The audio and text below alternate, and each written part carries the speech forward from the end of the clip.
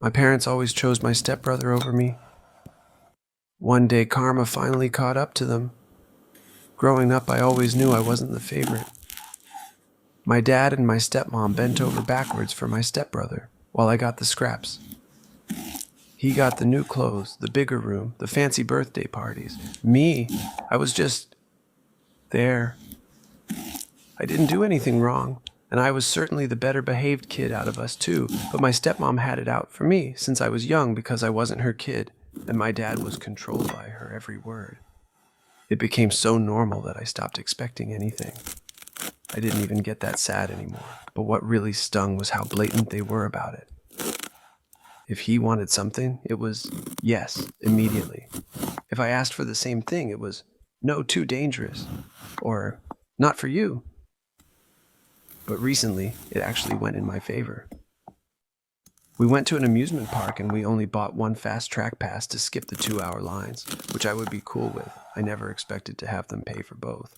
But then they said they didn't want to sit in the sun at the amusement park waiting for me to go through the huge lines, so my stepbrother got to go on all the rides, while I sat there watching like some loser with a melted ice cream.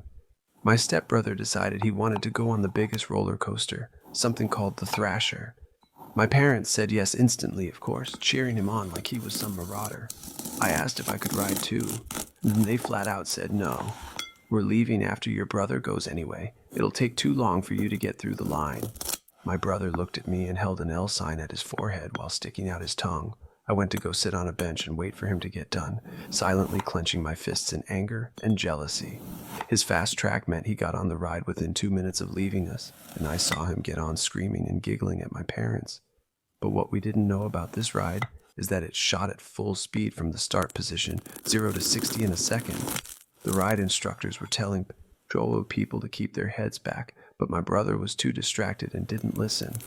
I saw his head smash at full force against the back while the ride sprung off, and I flinched a little. I didn't hear him scream for the rest of the short ride. I think he was in shock and pain, or maybe even knocked out for a bit.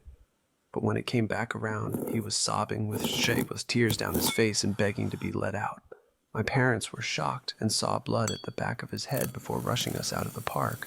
My brother ended up having to get stitches at the hospital, and now he's terrified of roller coasters.